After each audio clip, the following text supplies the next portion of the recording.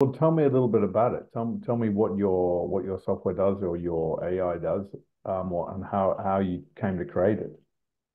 Yeah, it's an interesting thing, dude. I love automation and I love psychology. And so the AI writing is it's a perfect merging between the two.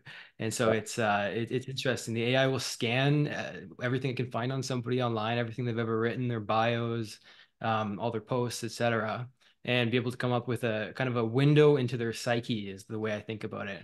It understands from their language patterns how they think and look at the world and experience the world, and then is able to formulate messages based around what it found online, what the image of that individual was produced based on all of their writing. And then, it analyzes their decision-making patterns and is able to come up with customized email and LinkedIn outreach, all customized for each person. The whole message is customized, and then follow up over time too, instead of just Interesting. Yeah, yeah, no. customizing the first name or whatever. Well, I guess one of the challenges is when you have cookie cutter templates. One of the challenges we experience is that so I am one of the partners in this business, and we've just come into it. Guess it's been around a while, but we've just come into the partnership in the last month, actually. Um, And one of the things I can see is that the outreach is very cookie cutter because, there's a lot of outreach and therefore they're not personalizing the outreach. As a result, well, there are a few issues in there actually. One is that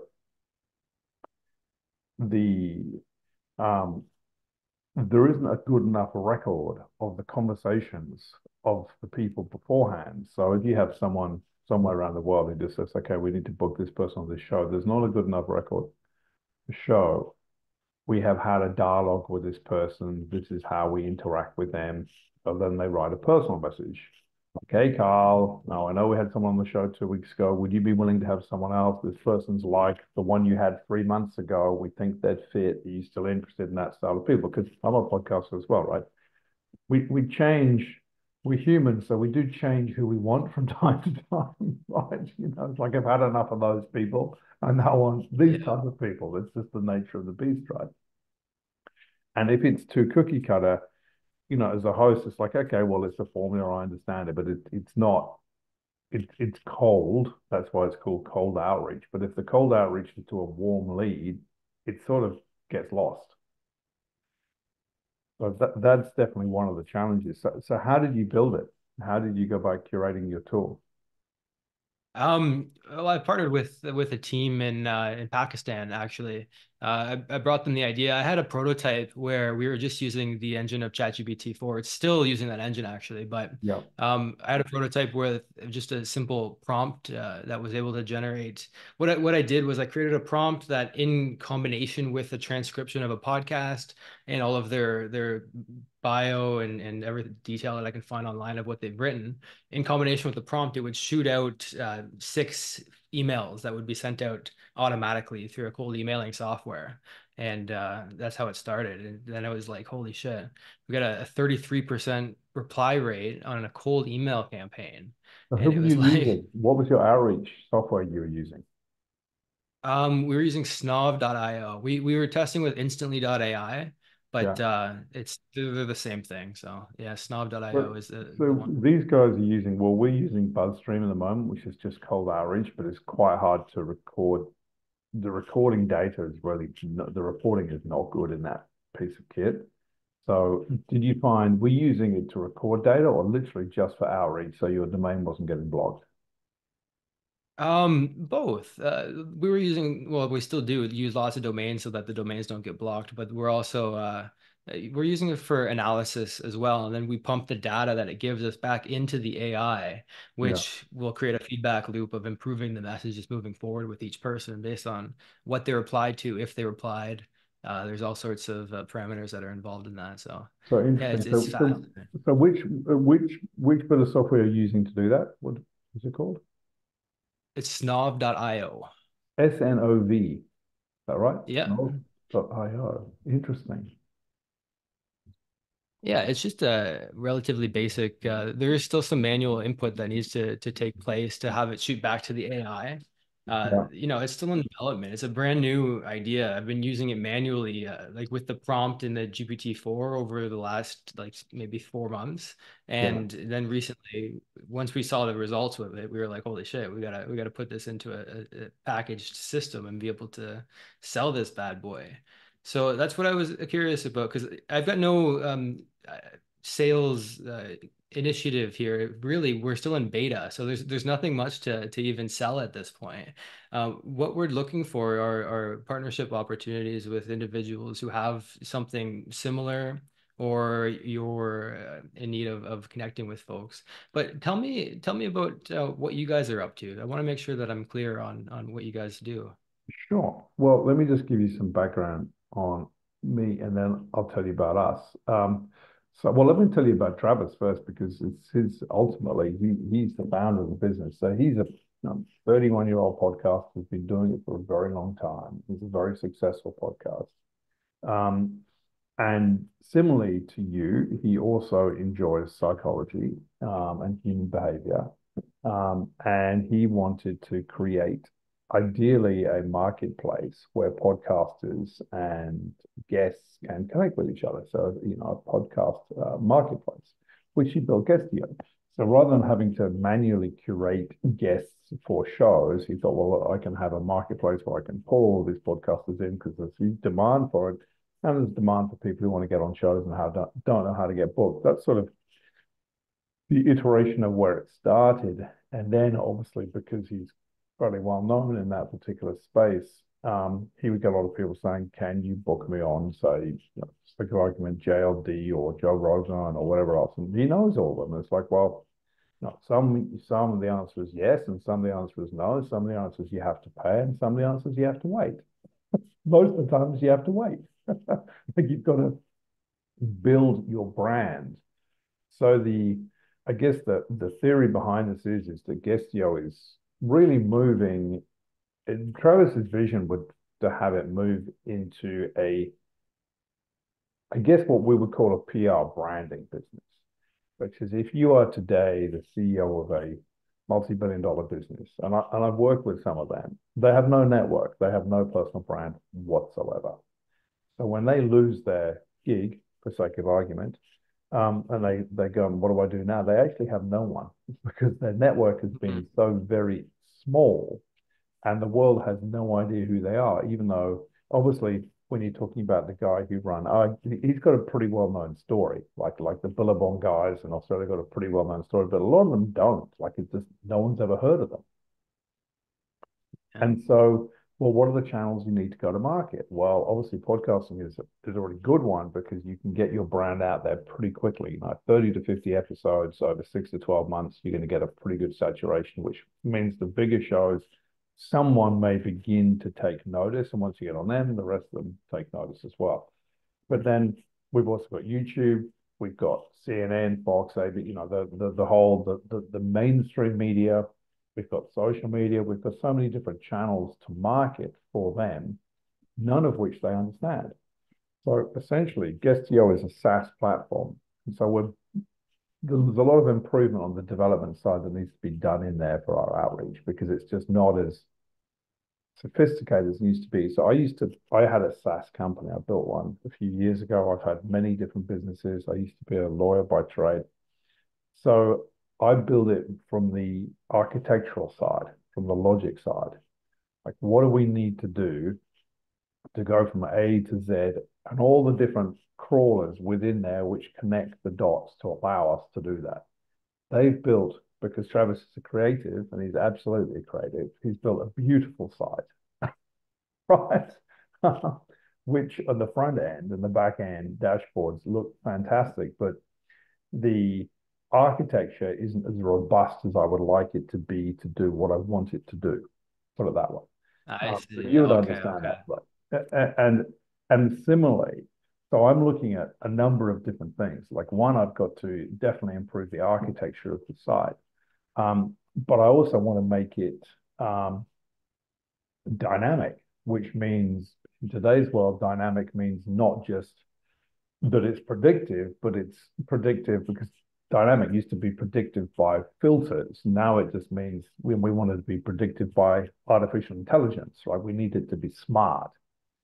And so how do I go about doing that? So I'm having a number of conversations with people who are AI experts in their field, trying to get a feel for what is it they offer, how can we improve our system. So it's not just, outreach is an element of it, right? Or an outreach curation of messaging is an element. It's a very important element because it's the first stage, right? Um, so we can the way that I could see just off the top of my head how we could use your system, say for sake of argument, is what is cold outreach? So they go to Auphonic, they pull out lists, they go through, they curate the list, and they do the outreach. But there's nothing dynamic, there's nothing sexy in that. It's just an email, a templated email, which frankly could be better, right? Um, so that's just one part of it, and then the other part is within our system. So here we have data. We have pretty good data, or I should say, okay data on historical records with people and podcasts. So we could say we plugged in a dynamic and artificial intelligence tool. Okay, so we know instantly that all of the guests on this show in the last 90 days have been in these categories. He used to interview, or she used to interview them in these categories. Is our guest, where's our guest? So where is the match? Now, obviously, it needs to be reasonably sophisticated because if you're just saying if they're the same as anybody in the last 90 days, that could be a yes or a no to a podcaster, right? Depending on, I've done them where I've interviewed one person, they've introduced me to four or five, all on, like I did one on reimagining civilization with some of the leading scientists and economists and thinkers in that space. How do we go and recreate this civilization we've destroyed? Fascinating people, right? But after I've had five or six of them, I don't need any more of them. Well, only because that's a theme, right? And I've now dealt with that theme. In 12 months' time, might want to revisit that theme. So obviously, it's got to be smart enough to understand that the psyche of the podcaster is they change their minds. Yeah, fair enough. Yeah. Right. Even by nature of their personality, if they're a podcaster, they're probably very open, and with the openness trait, they're more likely to be changing their minds often too. So just by the very personality aspect of it, they're higher probability of that too. Yeah. And they like to be persuaded. Like they don't like something which is vanilla. It's like, well, Yes. that doesn't do anything for me. And most of the outreach I get for my own podcast is always about them. Like, and I say this to Mm. people who want to get on shows. Like, I don't, I want to know a little bit about you, but I want to know how you're going to benefit my audience.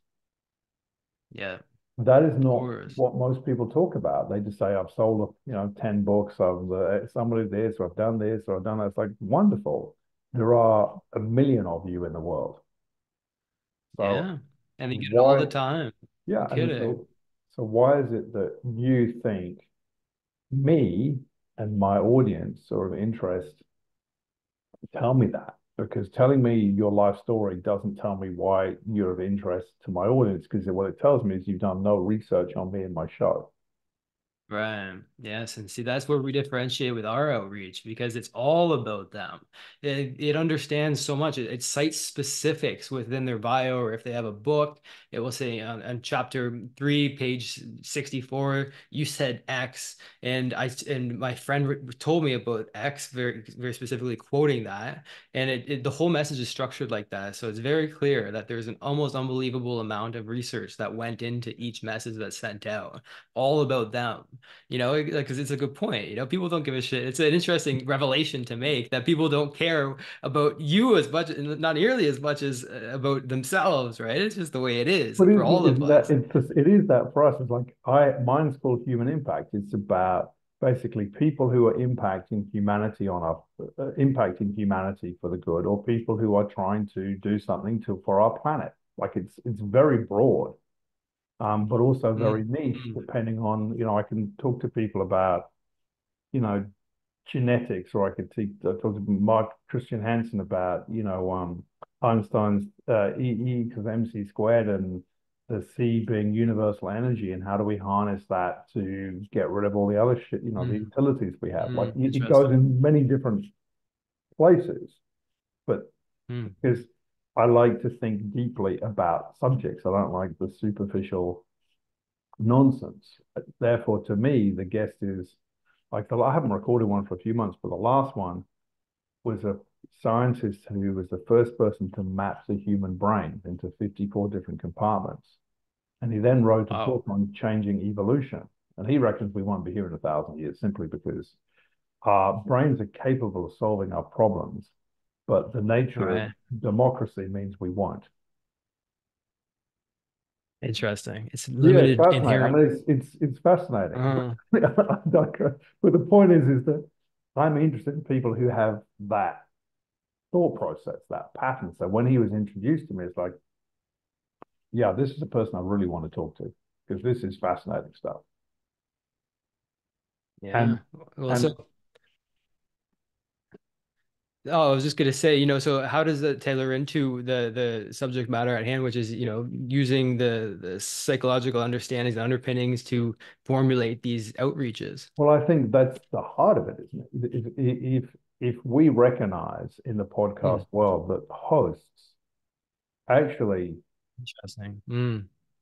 potentially care less about the name and the life story, they care more about, am I going to have an interesting conversation that my audience is going to gel with? Yeah, right. Mm. Right. So if you want to be on, say, Joe Rogan, do you need to be a celebrity to be on there? Well, that's an interesting point because he has had people who are not well known, but he likes to spar with them. But interesting people who But carry their interesting weight in people conversation. who Yeah. are experts in their field that the world may not have had, but he's interested in talking to them, not just for his audience, but himself. It's like that's interesting. I either don't believe it, so I want to challenge it, Right. or it's something which is in my personal philosophy I haven't explored enough and I want to explore it. Right. So it goes back Right. to him, right? It goes back to him. Yes, exactly. So it is at the heart of it. Right. Yeah, and if Hmm. you think about your interview with John, so like why did you want him particularly on your show? Just because he's the CEO of UGG and that's well, that's a cool thing, and but it's an interest he's got an interesting story. But the thing is, if he has an interesting story, which he's repeated 150 times and never deviates, he's not a very interesting guest. That's true. That's true. Yeah. But it depends on the questioner at the same time. Yeah, it You can also always extract depends. different information out of it, They Yeah. can have the same, I've heard that a lot. They have the same interview with everybody, but then you can ask questions that they've never heard before, never even thought about the premise of the question. And that can And I take it in a think whole new direction. that's the skill of the interviewers. I was trained as a barrister when I was in the gown, so I'm used to I can interrogate people quite easily. Yeah, it's fun, eh? I like it. But when you layer in psychology, you can do that with a smile and graciousness, but you can just walk them into a place where they suddenly have to think. Yeah. And when they say, Yeah. never had to think about that before, I don't know how I would deal with that. That's what makes it an interesting show. But from a point of AI, like those are the intangibles which are really hard to plot unless you have guests saying, I've never been asked that before. I've had to think about that a lot in the show, and therefore you think, okay, is how do we mirror that bit of data? So I guess Mm. at a basic parameter, yes, this is very much of interest to not only to me but to us because we need to basically send out 30 outreach emails and get 15 back saying yes because a Yeah. our business is more efficient for our clients who are guests, and for our we don't get paid by the hosts, but it makes it more efficient for them. But also it means that we can have a smaller audience of podcasters we want to work with that we don't saturate with messages. Because if you're Mm. sending outreach to the same people who are saying no, no, no, no, no, eventually they'll say unsubscribe me simply because you're not understanding their message and they haven't got the time to say, look, guys, just give me 10 minutes and I'll tell you what I want. Because most Mm, of them don't do that. They'll just say, right. you, if you're getting inundated, you just go, no, no, no, no, no. We don't even reply, as opposed to saying, um, or, how about this? Here's an interesting thought. You could use your tool to curate the last 20 episodes of a show. So the host says, oh, by the way, thanks. Go and listen to this 3-minute message, which is curated by your tool. If you listen to that, you'll understand what I want. Mm. To the potential if you're connecting a guest to a Yeah. podcaster, Yeah. To the right? agencies to say, this is what I want. Or put this on your own media kit, on your own podcast space saying, go and listen to this tool. And what that tool will do, if it's really cool, will update it, say, every 90 days. So, look, this is what I'm talking about. This is what I'm interested in talking about at the moment. Right. Yeah, see, that would be a massive value. One of the, and we've considered that too.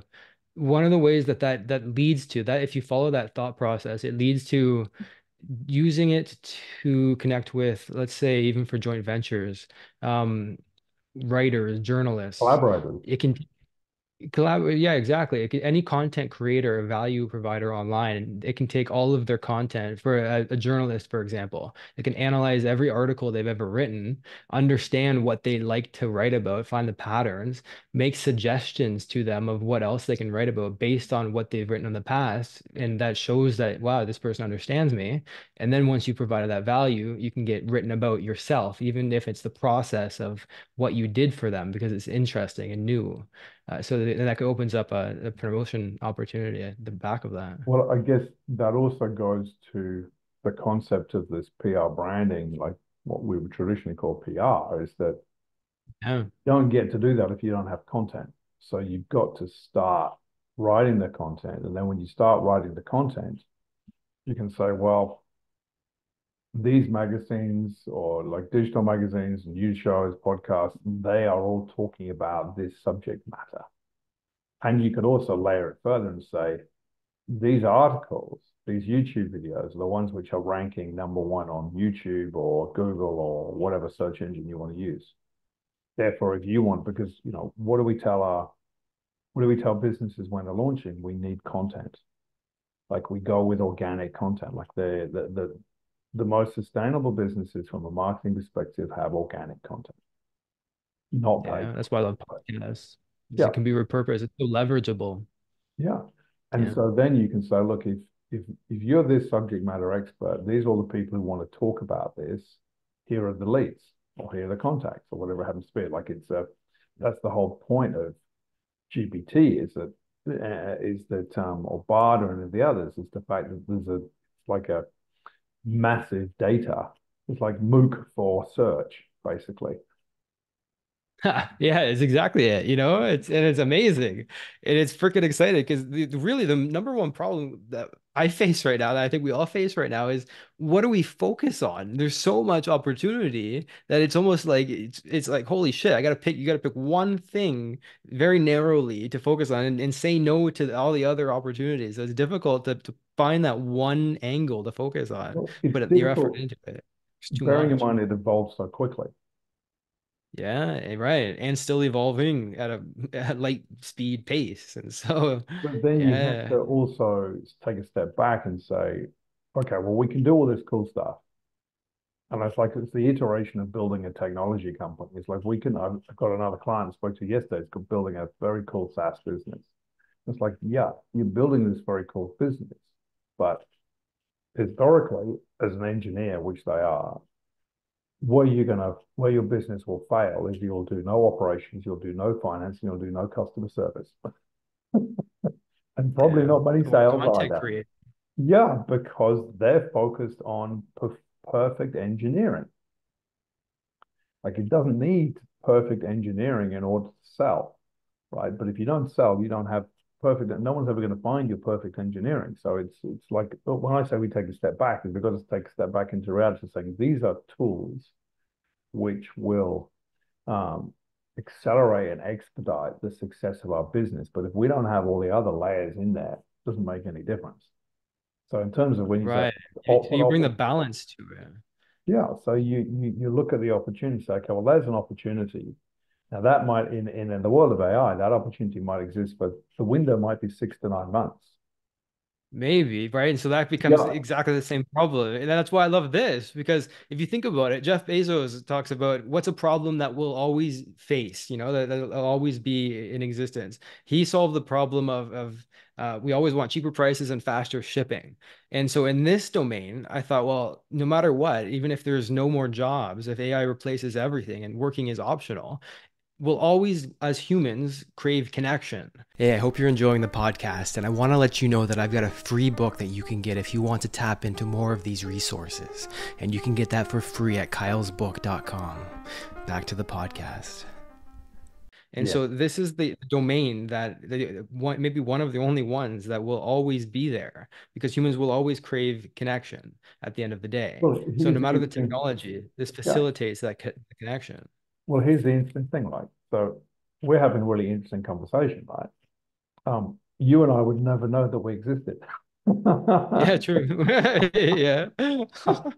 Right. Without actually, funny enough, without the AI, because it's already facilitating conversations. It's actually interesting. I didn't know that this was Travis with is Spokio, right?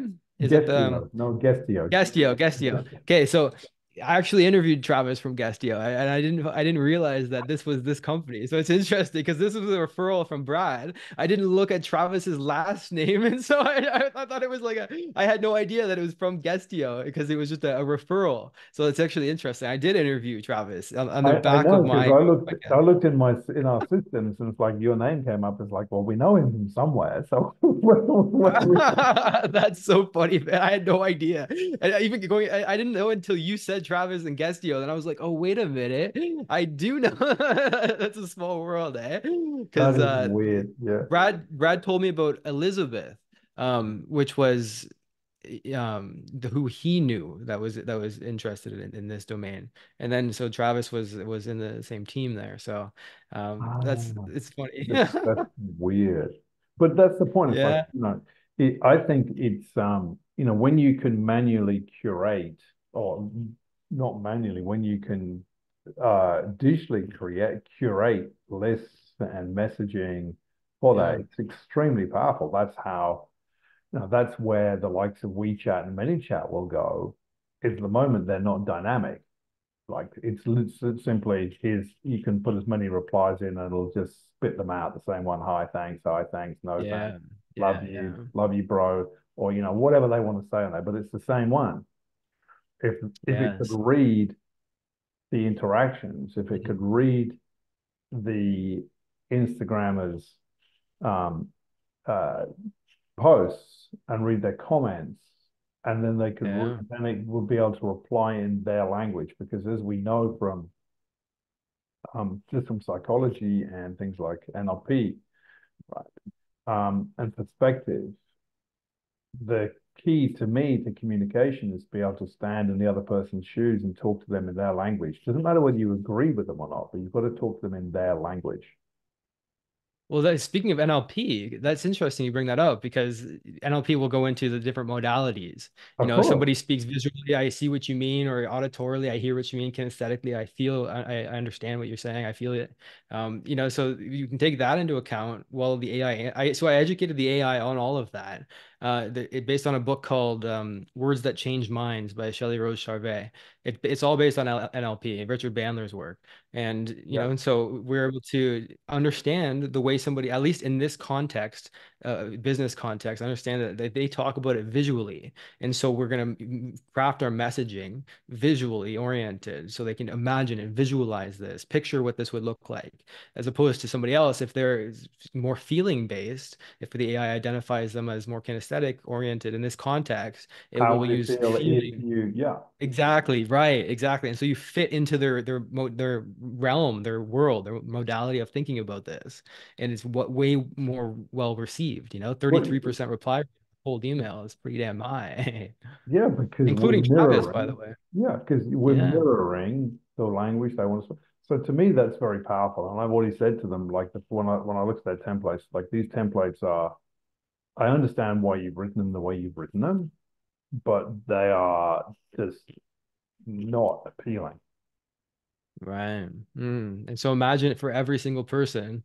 They each lead gets their own individualized campaign, not a template, but the whole thing is written for each person. Nothing else out there exists like that. There are things that have you can change maybe a line or two or minor adjustments throughout the message, but I'm talking about the entire You're, campaign and the, every the, message within the campaign, you're talking about all the for them. entire onboarding nurture sequence. Yes, yes, exactly. At a hyper targeted, personalized level. Well, then imagine if you took it further. This is a bit of a stretch, right? But every marketing lead funnel has a nurture sequence. Like everyone on the planet has a nurture sequence, Yeah. right? And normally they're all directed, they're all exactly like, your nurture sequence, your first 12 emails are going to be based on read this, do this, da, da, da, da. But imagine if you were able to, because you got the email address, right?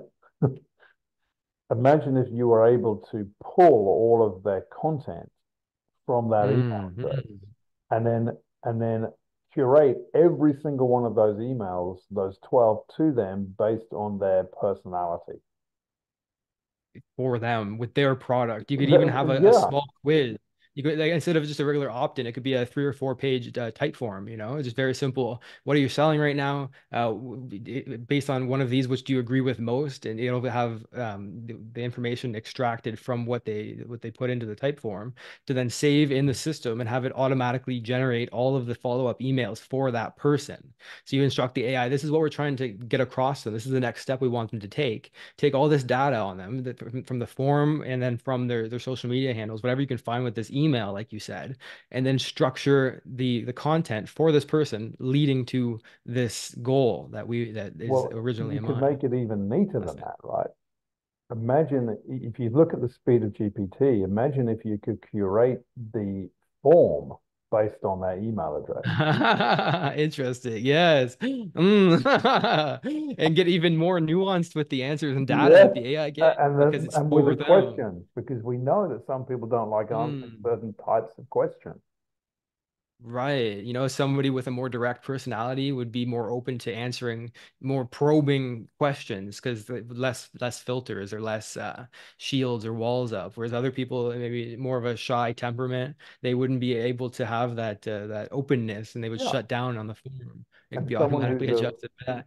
Or even further is taking that in real time and delivering the whole product based on them. If it's a book, for example, the whole thing could be written for them based on what it. This is fun. We're having an interesting little thing here because we got ideas bouncing off and they're actually fascinating.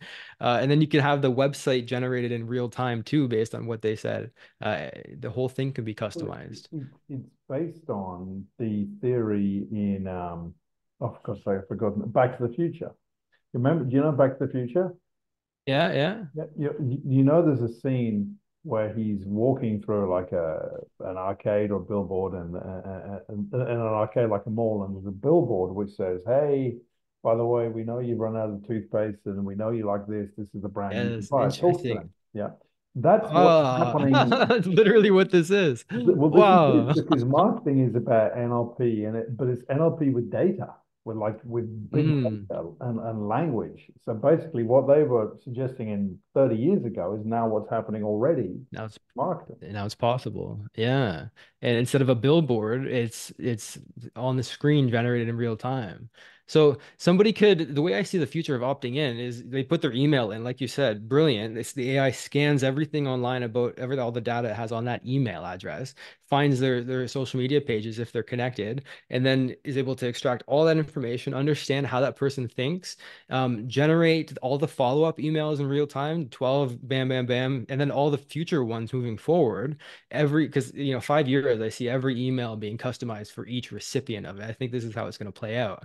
And so that data is collected automatically. The AI is given a goal of where we should direct this customer, and based on all of this psychographic information you have on them, be able to navigate them towards that goal based on all the data you accumulated, maybe in combination with a quiz that could also be generated in real time based on what it found on the email, and then lead them to a product and an upsell page or something like that, all created in real time for them in a split second. The whole thing is generated for them. Well, So just that's so imagine freaking cool.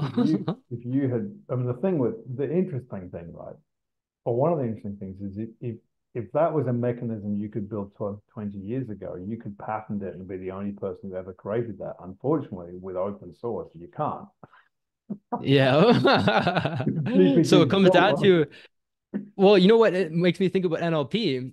Richard Bandler was the co-creator of NLP. He Yeah, named it, right? You get so my thinking is we give this a name, and we're the Coca-Cola where everybody else is the Royal, the $1 2 liter yeah. at the grocery store. You know? There's going to be one Coca-Cola for this, and it's such a brand new thing. There's an opportunity right now for somebody to take that slot, and I think it's going to be the first to market and the one that can do it most effectively. So it's interesting. It's so freaking cool to think about the whole thing being generated for them, and then being able to track it around with a pixel or whatever on the web page that they're landing on, and then generate real advertisements, like throughout all the websites with Google, but for that person, Yeah, the you same see, way as all the rest of it use that was. person. When you see, you talk about Richard Bandler, right? So Tony Robbins a few years ago, and would have been 3 or 4 years ago, at least now anyway, was beginning to build a AI avatar or a VR avatar. Like, this is what he wants to do because he's brilliant, but he's also crazy, I think, as well. The ego's quite big, put it that way. Yeah, definitely. But anyway, he has helped a lot of people. He's recorded every single session he's ever done for 40 years. He's got a Mm-hmm. huge repository of data. And his idea was and then this is where the ego comes in, is effectively he could sit on the bed of every human being on the planet as his AI or VR avatar, and they could ask him questions, and based on his 40 years of stored data, the avatar would respond based in their language pattern, Mm. and their problem and their trauma or whatever else. But it goes to Mixed with that all the very data. heart of that, yeah. Right. Well, it can take that individual, everything it knows about them, and cross-reference it with all of the success stories, everything that's worked in the past for individuals who have similar characteristics. You layer that on top of the psychological underpinning and the understanding that it has of our psyches, because it's scanned every bit of text online, so it Yeah. knows us. Collectively speaking, it understands us. You mix that with the personal. I'm thinking about it from a Jungian point of view, the collective unconscious, and then you layer that on top of the personal unconscious. You have an understanding of both of them, the AI does. And then it's really freaking powerful in terms of persuasive content and being able to help them guide them into the decisions that would be best for them, ethically speaking. Well, it's So ethically, yeah, I there is a mean, whole premise there over the oh years. yeah, that's a whole different thing. Yeah. I know Because someone this is who, powerful stuff. yeah, well, This I is know like, someone who sits on the Senate Judiciary Committee on the ethics of AI as to, mm, because particularly when we're looking at things like neuroplasticity as well, and manipulation, there's a huge place in there for foul play. oh yeah, big time. So it's going to be regulated, right? And that's what it's exciting right now because we're in the Wild West times of it. There's no rules right now. We'll always look back at this time as being the time that we could have done anything with it. And so it's an But even exciting if ass it gets time. regulated, you're talking about things which are in the ether. What do you right now Well, because they're not well, crystallized? if you think about it, you can only regulate. It's very hard to pinpoint where the data is coming from, right? It is hard to then pinpoint what's the output of the data. So you can only criminalize or ban things which are tangible. You can't ban things which are intangible because you can't enforce it. So all you could say is, no, a US LLC cannot do X, Y, and Z. But what does that mean? You just go and set up your business in Malta or Singapore or somewhere else, and then like unless it has some global regulation, you could be So I'm just going to be in Mm, Tanzania in Africa and you can't touch me. Like, there's always interesting. hotspots of areas where they can't touch or they can't regulate because in order to regulate, you have to be able to enforce, and enforceability is the biggest problem. So one Well, of the issues with we're our going current through. technology, Mm. I mean, it would be impossible right now, but I can see a future where the internet is AI. Like I don't know, I see a merging between the two starting to happen. And if that is the case, then it wouldn't allow it because of the way that the AI is structured at a high level. It wouldn't allow it for anybody, no matter where they are in the You wouldn't be world, able to access if it. they Well, you force wouldn't be it able to that way. access the data. That's where you get pinged on privacy. So when we're extracting Mm, all that data on the email address, we could only do that from a public place. So you can do that off all the social media networks because the email address is contact information. But if that contact information suddenly becomes behind a wall, you've lost the opportunity to access the data. right. And that was when the quiz comes into play, when they need to give the data to the AI at that point. But right now, that's not the case. It's there for it to scrape and Well, understand and be able yeah, to you can formulate take it. messaging. Well, it's no different to today with deepfake. You could technically use HeyGen, which is an app anyone can look at. You can make a video of Donald Trump effectively, and then make him say something, whatever you want to make him say for propaganda's benefit. Now, today, the theory is technology still exists today to say we're pretty sure that's deepfake, like in terms of Right now. scanning the image. But we're on that tipping point where in Mm, 6 or 12 months, it'll be so advanced that you can't tell the difference. Now, that's where you need, but how do you regulate that? You honestly don't know whether the information you're being fed is honest or not. yeah. So that's when the internet being AI it's hard to imagine it because it's abstract right now in this age. But if the internet could think, for example, then it would know to not display this. If But then again, that assumes that it's going to be Who able to controls detect it? it. Yeah, and also And who then who controls controls it? it too. Right. That's a very good point Like too. you Right. effectively, you already have the capability, and they've been doing it in Uh-huh. China for a long time, where they'll take a website and they'll clone the website and it'll look identical. So you could take CNN. So for sake of argument, right, you could hack CNN, take it down, or Fox or And whatever then you want replace to it. get the news, replace it for 24 hours Mm, with your propaganda version of news, take it down again, put it up again. Then you could just do that yeah. constantly. And then how do you know what's real and what's Mm. and that's where you're getting into, and we're already at that place where like yeah, there's got to be an exception. You are already there. I haven't watched the TV in 10 years because I Right. don't believe the Me either. majority. No kidding. Yeah. But it's interesting. Right. You Like know, just sitting there. I mean, look, we're hypothesizing, but it's true. But if we go back to the beginning of the conversation, the answer is yes. I'm definitely interested in what you guys could do. Put it that way. awesome. Yeah. Yeah, it's a interesting turn this took, that's for sure. I love the vision of what we came up with. I didn't have that vision before this conversation of the AI being able to generate the whole marketing campaign, not just the emails, but you took it to the next level. You extended it of first of all taking it the email, getting all the data automatically when they input their email. So the opt-in process and marketing changes completely because that data is scraped in an instant, and the very next web page they're brought to. It's all for them, all based on their language patterns, what the AI decides, and it understands what makes us tick, what will make a Yeah. decision happen. Imagine a webinar being created in real time, an hour or 2 hour webinar with the voice, the image, whatever, the whole thing created based on what it deems. And this is interesting too. It can predict what will work. I own prognostic.ai. There's a website, prognostic.ai. So it's the predictive side of things. And Yeah. the way I envision it is it will be able to predict the um, the decision making process is based on the language that they go into. It's not developed as of now. It's essentially a quiz software as of now. But Well, the way I it, see it working is well, no, no, listen, this is cool. I think you're gonna find this fascinating.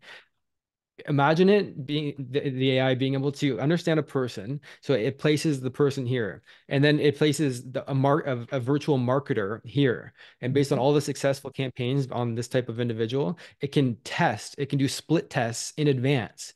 Boom, simulations of a million simulations of different language patterns based on what this individual it's got that in its mind, so to speak. And it can do a million simulations and then come out with, okay, based on everything, this was the marketing campaign that was predicted to sell this product most effectively out of a million simulations in a second. And then they're showing that's the predictive side of things. yeah, I It's mean, just, it's so well, the thing is, what's fascinating is, so you can do that, and then technically, when something like an app like HeyGen gets better from a marketing agency's perspective, and I was talking to one of our partners in this owns a marketing agency, and he's saying like with HeyGen, within soon, he doesn't have to. One of their biggest problems is asset creation by the clients because the clients are lazy, they're slow, they're not recording videos and doing that. He said, I don't need them anymore. What I need is them to mm, record 30 seconds on camera once. I don't even care about the yeah, background, right? I can that's then interesting. manipulate scripts, feed it into the AI tool, change the backgrounds, and I can, as you talk about, I can put out 100 pieces of content, split test them in one day, and put out another 100 tomorrow. Because all I've got to do is write a script. Now, if it got really Mm. cute, the tool would write the script. If right, and then it will soon, Right? And then and you that's don't have that's to kind do of what my anything. emails are doing. Well, that's kind of what my emails are doing. That's just the video version of it because it is writing the script. The whole email is written for them. So imagine them getting a video. It's the same thing, but instead of it being read, them reading it. You have Travis, for example, speaking to them. And see, from what I understood, what Brad told me, this is what you guys were up to. I don't know if I was Well, mistaken to hear this. we're up to it. It just hasn't been the vision is there. Okay, I'm right. going in there saying, okay, well, I know the vision. I've got to build it. Right. Exactly. Interesting, eh? Look, So where's it at so in terms of progress? well, look, we only came on board a month ago, basically because we see the opportunity for what it is and building other assets on top of it. And so I'm just going in, doing a deep dive into what do we have, what do we need, what's the priority, where are problems, putting out fires. And obviously, the tech stack is one of the biggest issues. It is in any business, particularly a SaaS business, and particularly this, Oh yeah. nuanced marketplace where you're matching. The tech stack's got to be really good and isn't up to it simply because, as I say, they're creatives. They don't understand system architecture, which is fine. I mean, a lot of people would find it boring as hell, but I like it because having just the way my mind works. I can write it, but I also like human interaction. That's like that's a show. My show is called Human Impact. It's about human beings. So what we're looking at is how do we make the system far more efficient? Right? How do we, and from a PR and a branding exercise, for all the things we've talked about today, how do we create this image for them, which the world then wants to interact with? And then how do the people who want to interact there, how do we give them data so they know that's the person I want to talk to? It's like out of all the people out there, these are the five I want to talk to. I don't want to talk about the rest. It makes it life a hell of a lot easier for a podcast host as well because they can then have a curated list of people that they want to talk to. Like if you have, we're talking about certain levels of podcaster as well, because if you're a Rich Roll or a Joe Rogan or someone like in their world, they have so much getting fed at them, like they know, but And it's they're the also opposite. what Because is then the the AI opposite? decides based on what's input, what they want to. Joe Rogan, for example, would input a set of rules of this is the type of person I want to talk to, or the AI could generate it based on all the best conversations or most viewed conversations in the past, and then cross that with all of the incoming applications coming in and separate them into two camps, one Yeah, that's worth taking into account, one not. and So it's just the and same thing but reversed. yeah, so what they're looking for is okay, say, I do a show a week, say, for sake of argument. So you do 50 shows, 52 shows a year. Like, I'm happy that, say, half of those will be fed from referrals, right? But Joe Rogan goes and looks for guests as well. Like he's still researching and hunting, Yeah. and he's very clear about this. Like I found you because I listened to this. And Right. it's like I'm really interested in that. No one knows who you are, but I think you're an interesting character. I want to talk to you. And they're not all like him like that, but they're becoming the better ones are becoming more about like I could talk to, Shaq 50 times a day, right? Type of thing, but that's just going to get boring for my audience. So I want people who are interesting. And so Mm. the other half is find me people who I want to talk to who are going to expand my own consciousness. Oh, interesting. Mm. And because that is like, if we talk to if you look at the premise of podcasting, like I like to podcast and I like to write. In an ideal world, I would probably just podcast and write books. Like that would be my life. And I've got a farm, so I go out there and grow veggies and look after my horses and kids and everything. It would be a very nice, relaxed, chill life. But the premise of both is research. Like the premise of writing books is research, data Yeah. gathering. The promise of Mm. podcasting is data gathering, disseminating, and sending it back out again. So actually, at the Yeah. core of podcasting or marketing is about data intelligence, understanding it, and then sending it back out to the audience who wants to consume it. Mm.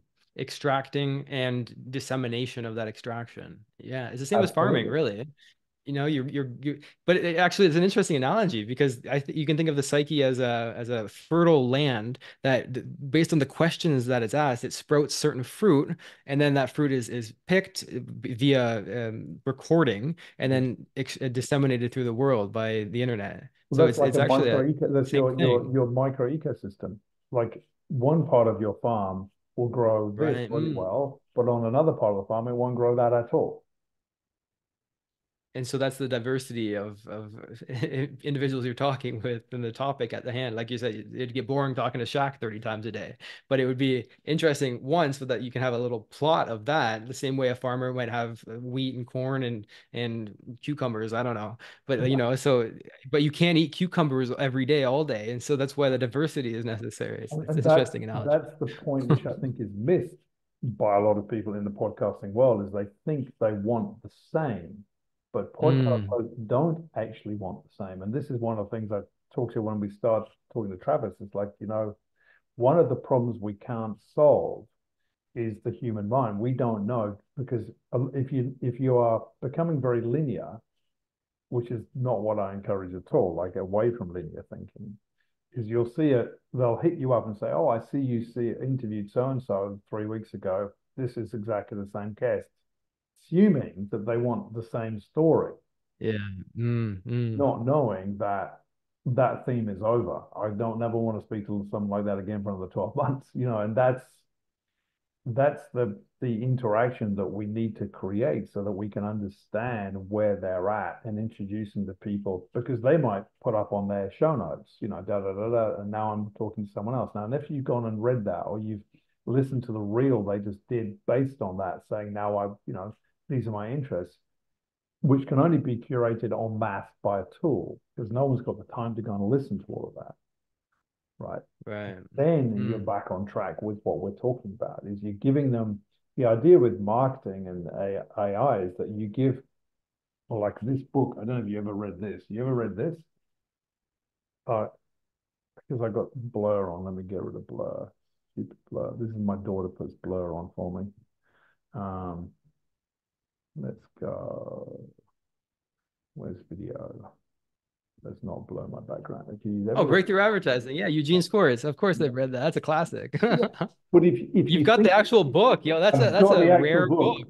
yeah, I've got the actual book. There it is. That's like $300 right there, man. You It's can't buy that $300. Well, you can actually. I can tell you, you can actually get that book still, and it costs $100. Um, It's, oh yeah, because so okay. because Brian Kurtz has permission from Eugene Schwartz, his wife, Oh, right. to resell it, to That's reprint. right. I do remember that. Yeah, But, yeah. but So if you think about what we're just talking about, everything about breakthrough advertising is landing the message at the time the Mm, perfect timing with the perfect message that the person is the most aware and ready to buy and then mm. what you're talking So about with imagine, your tool is creating that in a yes. nanosecond Yes, right. And at scale to be able at to scale. taking the timing into it is a whole different beast because I mean you could extract it, you could it'd be hard. They'd have to have it posted on social media a lot to be able to get the timing right. Well, no, Y- the Oh, timing's easy one now. I'll tell you why timing, how? because timing is based on browsing history. Oh yeah, it's true. Okay. Why is it that suddenly you thought about, I need to get some cucumber seeds for sake of argument, and sure enough, on my flipping Facebook or Instagram, it's like, buy cucumber seeds. Yeah. That's interesting. So That exists already. Timing's already solved. Or is timing solved from that type of marketing? Timing is not solved right. on cold outreach. That's where, only 5% of people buy cold outreach because the timing's off. Hmm. Well, that's when the follow-up comes into play. I don't see how we could get the timing right for cold. Maybe we'd have to have some sort of cookie. I don't know. Well, to Uh, get the timing right, you'd have to know their browsing history, which is where Right. the Well, that's what I'm trying to. targeting How comes would we in. do that? Yeah. Well, Because like I'm thinking Google does that. Like, if we land on a site for skateboards, you'll start to see advertisements for skateboards. So they're well, already doing that. if they have Gmail, you can probably pull it out of that. But again, this is where it becomes whether it gets locked down or not. And I think it will because there's privacy issues at play there. But if you do it through Google, as of now, you can still do it. You Yeah, can run ads to people based on their search criteria right that's how now. you. That's interesting. Yeah, that's why YouTube is the probably the better channel for ads. Once you get it working, it's quite complex to get it working. It takes time. It sucks a lot more money. But because of the volume of data they have in there, searchable data, it is just enormous. Oh yeah, that's why I love Google. It's for an investment opportunity right now. A couple years ago, I was thinking, who's got all the data? And I was thinking Facebook and Google. Those are the Well, and folks I want to TikTok. invest in because So and TikTok, right, exactly. And so and TikTok's there are probably others. got more data, and they're probably harvesting it in a very different way to Facebook is because it's Chinese. They can do what the hell they like. Interesting, right? Mm.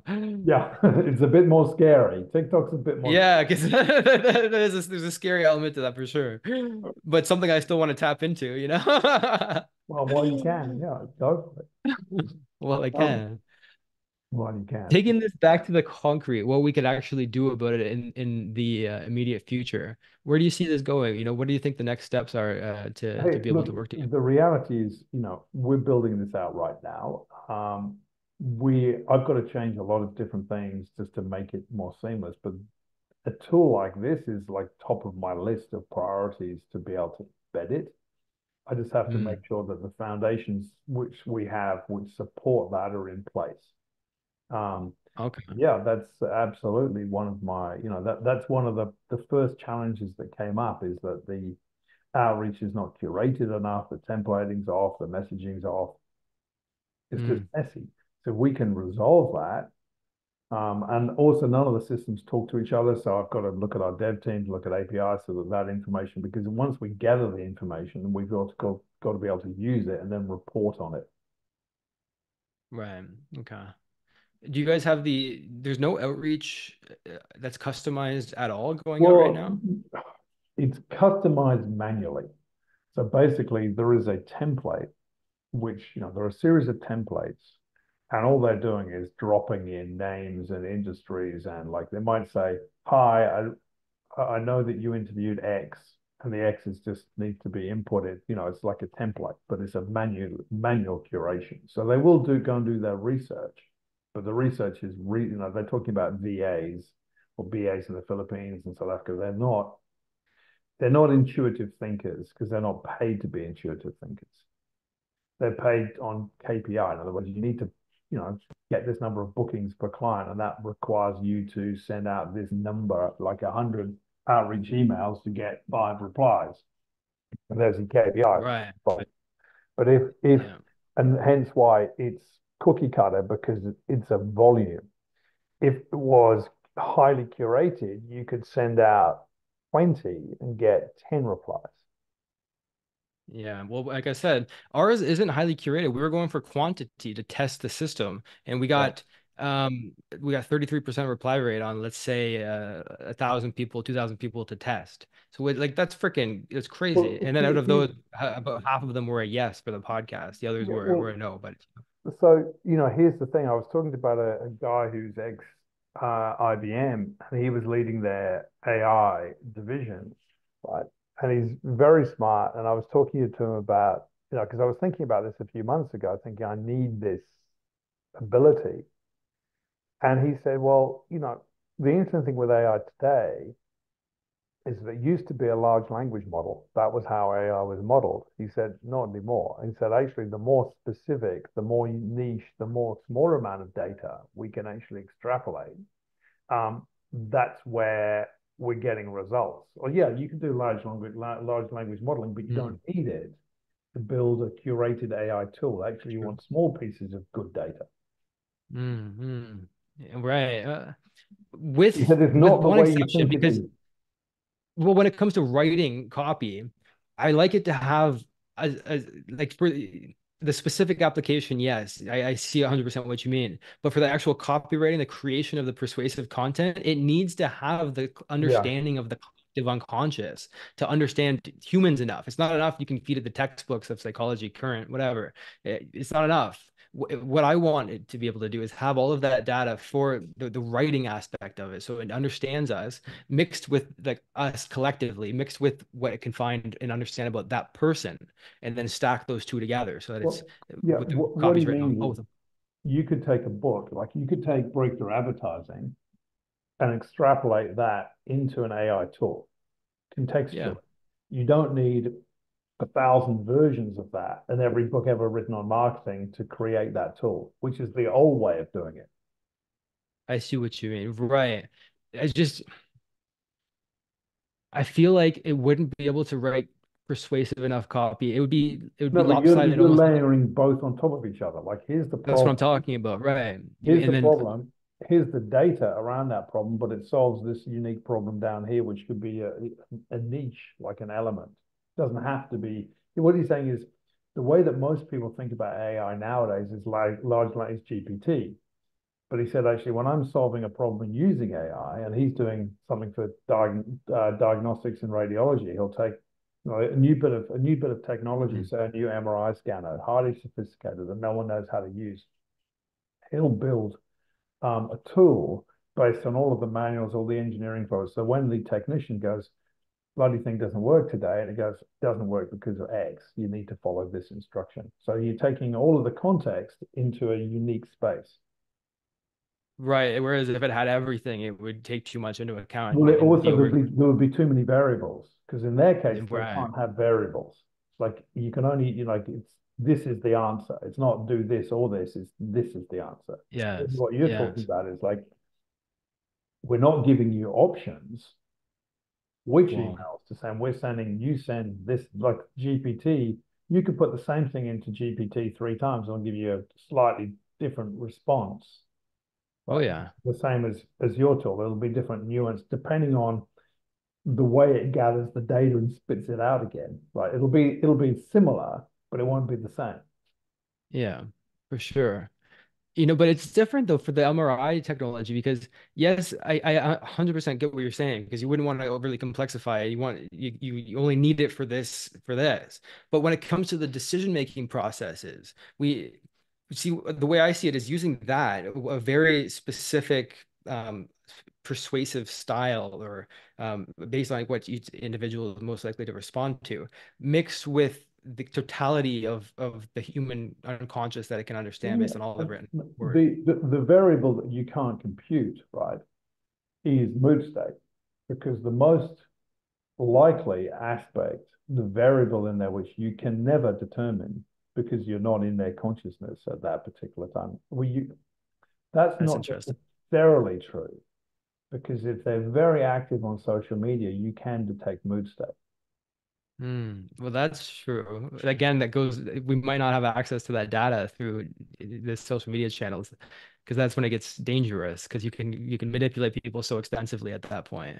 Well, That's the an point interesting is, point. I didn't take that into account, the mood state. What I can take into account is if we understand that they think about this topic in general, state aside, which is a big aside, I get, but I don't see how we can get around, how we can take into account the state. but you don't Interesting necessarily have problem. to, because you just know it's a variable. It's like, why did that person say no yesterday and yes today? Well, it could simply be situational. Yeah, they Now, fought with their wife in the morning, they were hungry, whatever. but you can resolve that to a point, because if they put a post up saying, I love my wife and my kids and I'm sorry I'm being such an a-hole, but probably best that we're not reaching out to that person at this particular point in time. True. But it's an extra nuance. It's just an extra nuance. It's like we're just saying that, Mm, because in order for this to work from a commercial perspective, we need to resolve it on data. It's like, okay, so I buy your product, does it work? Well, what are the variables around the things I'm just not going to worry about? I'm not going to worry about mood state because I can't control it. I'm only going to look at the data I can control. So why is it that podcaster is saying no to everything, and yet we know these? Well, then someone says, "Oh, by the way, their dog died, or they're going through a divorce." It's like, okay, well, you know what? Maybe we should just leave them alone for a little bit. In what other if you were words, it's that which you can't. It's harder to compute that. So right? don't worry about What you controlling. can do is make predictive analysis. Let's say it, and they'd have to be active on social media. You'd have to have a lot of data for this. But if they were active, and let's say you were able to identify they're happier based on just their posting and even viewing, if you can get access to it, they're happier or in a better state to buy at 7 p.m. on Wednesday evenings, based on, they notice this is a pattern every Wednesday in the evening for whatever reason. Maybe they do go to yoga that day, whatever. It doesn't have to understand. All it knows is at that point, the posts are of a higher spirit on a consistent basis, as opposed to, so you can Yeah, predict it. you can predict it, because the SaaS business I had was basically a two-sided recruitment marketplace. And when we were looking at things like Indeed and scraping data from Indeed, what we knew is that certain types of people would consume job boards at certain times of day. Like women would Mm, put a different, like, but you can understand the psychology. Like a woman is going to be on there before the baby wakes up, and right. it's just the way that it goes, and probably not on there at all again until the baby's gone to sleep. If you're talking about a young mother, right, mother with a young child. Talking about a man's going to consume data at different times of the day. A woman who doesn't have children is consumed different. And this was 15 years ago. You could get that level of granularity. The collective man, the collective woman, like Yeah. the man, quote unquote, man, the woman, that a collective level. And now what's possible is that same thing, but on an individual level, based on a thorough analysis of their whatever we can find on them online. Well, you can And look that at can all their be done. consumer history, their purchase history, you can look at when they post, because if you're thinking about if they're posting, when they're posting is probably when they're consuming. But the thing is, here's the other thing that Ah, you learn interesting. about data, Hmm. is that sometimes there isn't an answer for it. In other words, so you're always looking for probing, right? And sometimes it doesn't matter what time it is. It's rather like Facebook's AI research tool now saying we used to do specific interest targeting, right? Now we throw that out the window. We want you to have an audience of 500 million people because our tool is better than you at predicting what they want when they want it. Hmm. Hmm. Well, Yeah. Like this already exists. it already exists. Exactly. It already exists because it's based on big data, though. But what doesn't exist is an option to have Facebook design the ad in real time for each, because they got the data, but they don't offer. You still have to write one ad that You know everybody what? sees. Don't assume they're not already working on that. I'm sure they are. And yeah, I'm sure They they are. So have to that's be, because if they that's the control the future. whole lead, like They basically, control the whole lead. well, That's like if they say all we want from you, all we want is your what you're face on selling. a camera, like Hey Jen, saying same thing. All we want is your face on the camera, and the parameters around your ethics, shall we say, like what language you won't use, right? Yeah. We'll do the rest. See you later. You're right. You feed it the product, feed it the business ethos, the website, and then everything else is done. But then how does They'll that do in terms landing of pages which, competition? hmm? How does that work in terms of competition? Like if everybody's doing that, it's like I don't man. Oh, well, Because because then it goes to nuance. It's like then it goes to this book, Breakthrough Advertising, goes back to that. Why is it that you can't sell to everybody? there's lots of reasons, but Yeah, well, I know, but the reality is that it's about trust and credibility and likability and resonation, right? And people are smarter than technology to an extent. So if I see an ad, which I think is fake, not fake as in it's the deep fake, but it's just I just don't believe them because they just like when you understand NLP, or even if you don't understand, but you're just a human being, right? And you understand energy because we're intuitive, we're animals. You can see facial expressions, you can see how the lips move, the facial muscle. How does a prey detect friend or foe? Because they're reading you. Right. When you can read someone, you actually zone in. It's like, well, why do I not like that person? And the other person says, I love them. It's like, yeah, but I hate them. It's that resonation is friend or foe. So won't be able to solve that problem because you'll detect that's just not my cup of tea. So when you talk about where does the competition come in, it comes in from that aspect, which is you resonation. think so? I see that being solvable because if they have enough data on that person, then they would be able to curate the ad for that person Yeah, based but on that like takes I out can see that being competition. solved. But so then what we're saying is why can Ed solve to Sue, but Kyle can't? Because Sue can detect that the resonation is with Ed, not with Kyle, or vice versa. So she's never But going it's not Ed or Carl. It's the AI creating a new Ed or Carl based on what it believes that person will respond to. well, I guess if it was completely artificial, yes, well, you could create, there is no human being. It's just Well, that's what I an avatar. mean. It's just an avatar letting them know that, giving them the face they find chemically attractive, right? Oh, that's interesting too. A totally different person. Yeah, right. That's This is the interesting. person It scans their parent. Dude, imagine it scans their mother and father and wife, and then it creates a conglomerate individual. They wouldn't catch it consciously, but unconsciously, they're like, I don't know what it is, but I like this yeah. person. It's Yes, like, I like the way they look. I like the way they yeah, talk. They're they talking to sound, me. I yeah. feel loved. I'm going to buy their product. That's cool, man. That's freaking crazy. There we go. We That's just not. solved the problem of marketing. There we go. Now let's implement it. Now we got to build it. Yeah, build it faster than Facebook. And this data is out there. Like if you go to a website, Oh, for example, I went to a site to get my mentor's address. I wanted to send him a gift without asking for his address. There's research sites out there. And on that site, it wasn't just his address. It cost me $1. It wasn't just his address. It was his parents' names, their profiles that I can go on to click for them. God. And then the rest of the family from there. I can get data on all of it. So that exists already. We would be able to literally structure what somebody is going to like without them realizing what we did. I don't know what it is. This person it Hey, just feels like family. I think we just need to go to a couple of VCs and ask them for 100 million each, and we're done.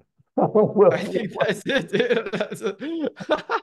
Outsource the work. We got the idea, man. Let's just I'm sure we can find people to build it. That's not a problem.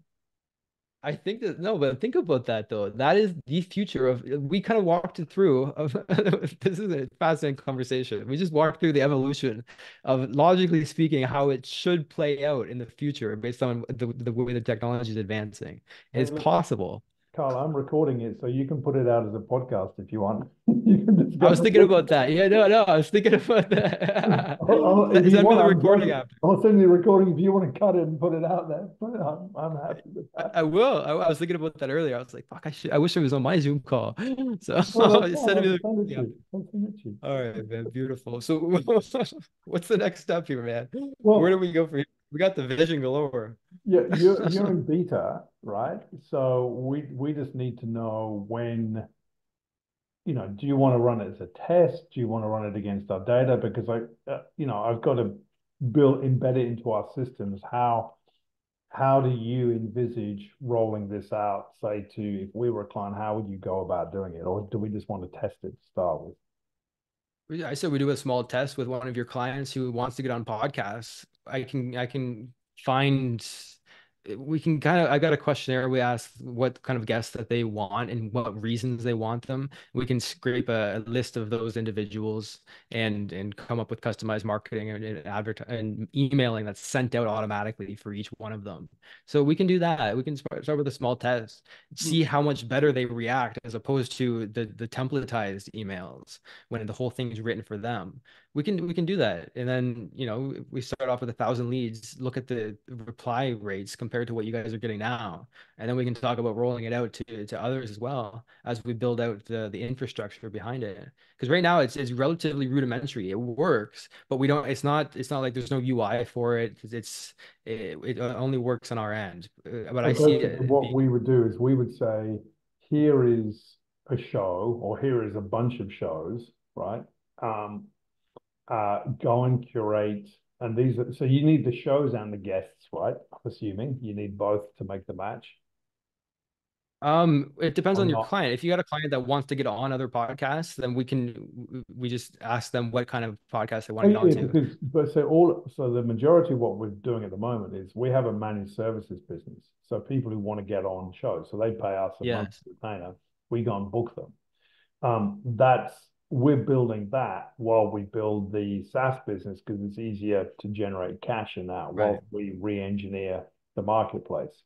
So absolutely, we have that every day of the week. And that creates kind of a cool feedback loop for you guys too, because the results from that goes into the SaaS company Goes into the into engineering for the SaaS, yes. exactly, because that marketplace, if we can put that into our systems with that data, then that becomes part of our matching service, and that becomes part of, that's a really cool place for sequencing and for all the stuff that we want to build. Like for Travis's visions, how he wants to go and how we're looking at it from a marketing and ops perspective, absolutely that feeds into that. Right. So it's a perfect loop you guys got going on right now. So I say I contribute to the outreach, the service that then contributes to the SaaS afterwards. I Yeah. really just want to compare it with the numbers that you guys are getting with cold outreaches with the templates that you're using. And we can Well, just see, look at I can see the KPI. It's like 6%. It's like it's really poor. I So got 33%, man. Like including like Mark Cuban, like Mark Cuban replied, for example, is big heavy hitters are replying because nobody else has this right now. They think that I'm doing a ton of research on them and understanding them so well that I can create these messages. I didn't even know the AI was sending out a message to Mark Cuban. I just saw a reply from him one day. I was like, oh, that's pretty cool, yeah, I'm coming to see you tomorrow. It's like, so who? Yeah. It's like, all right, man, sounds good. Yeah, thank you, AI. I appreciate you. Yeah. That's actually how I met Travis. I hadn't heard of Travis before. I haven't heard of Guestio before. The AI found him, was able to send emails to him. He replied, and I got him on my podcast, and that's how we met. Same with Brad Gibb, who made this referral right now. And so it's proof in It's the pudding. working. 30. Yeah, exactly. Because of the research that it does. So yeah, we can start off with a client and just compare the numbers. And then if it's drastically better, which it will be, Yeah. then we roll it out. All right. I hope you enjoyed that podcast episode. And if you want to get a free copy of my book, go to kylesbook.com and you can get a copy there. I'll talk with you soon.